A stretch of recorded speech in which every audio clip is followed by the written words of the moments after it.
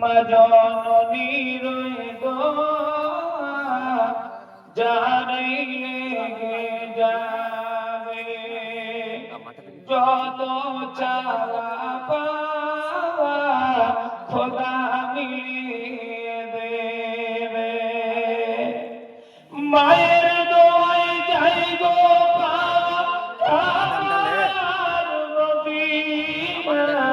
পায়ের দিলে দেবে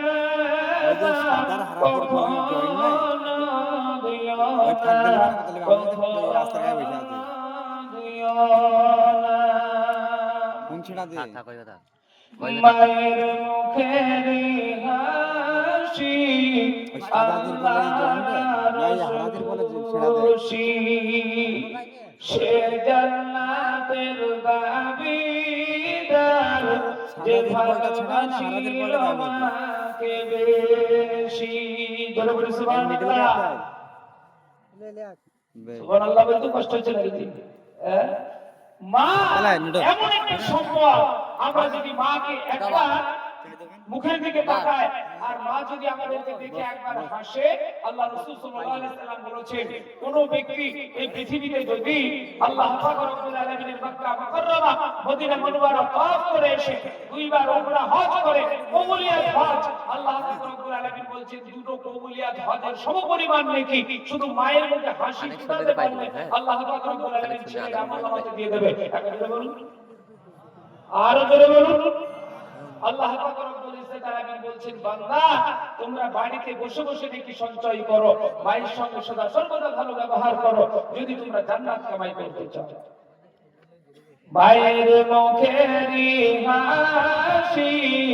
আল্লাহর আরশ খুশি সে জান্নাতের দাবিদার যে ভালোবাসিল মাকে বেশি জীবন দিলেও শোভবে না মায়ের দুধের দেনা মায়ের দিলে দেবে না কখনো দিও না কখনো দিও না তো মায়ের সঙ্গে সুব্যবহার করবো ইনশাআল্লাহ এই জন্য বলি ইনশাআল্লাহ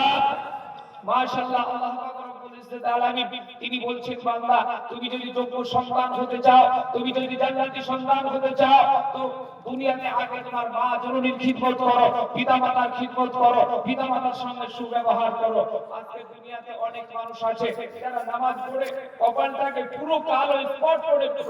ফেলেছে আল্লাহ তাআলা বলছেন বান্দা এরকম ব্যক্তি আছে যারা পৃথিবীতে মায়ের সঙ্গে সব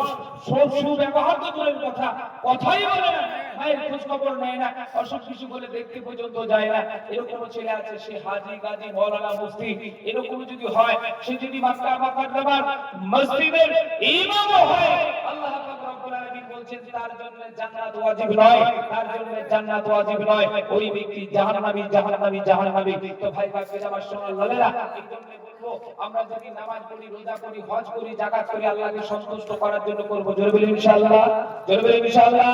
লোক আমাকে নামাজি বলবে এই বলে কি নামাজ পড়ব নামাজ হবে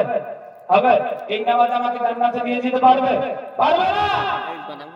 নামাজ এমন ভাবে পড়বো আল্লাহকে সন্তুষ্ট করার জন্য রোজা এমন ভাবে করবো আল্লাহকে সন্তুষ্ট করার জন্য হজ এমন ভাবে করবো আল্লাহকে সন্তুষ্ট করার জন্য পিতামাতাকে খিদমত করবো আল্লাহকে সন্তুষ্ট করার জন্য পিতামাতা যদি খুশি হয় পিতামাতা যদি সন্তুষ্ট হয় পিতামাতা যদি আল্লাহর কাছে আমার জন্য আপনার জন্য আপনাদের জন্য যদি খাস করে দোয়া করে আল্লাহ রাব্বুল আলামিন আপনার জান্নাত আটকাবে না আপনার জন্য আটটা জান্নাতের দরজা খুলে দেবে আপনার ইচ্ছা অনুযায়ী আপনি জান্নাতে প্রবেশ করবেন একবার জোরে বলুন সুবহানাল্লাহ ইনশাআল্লাহ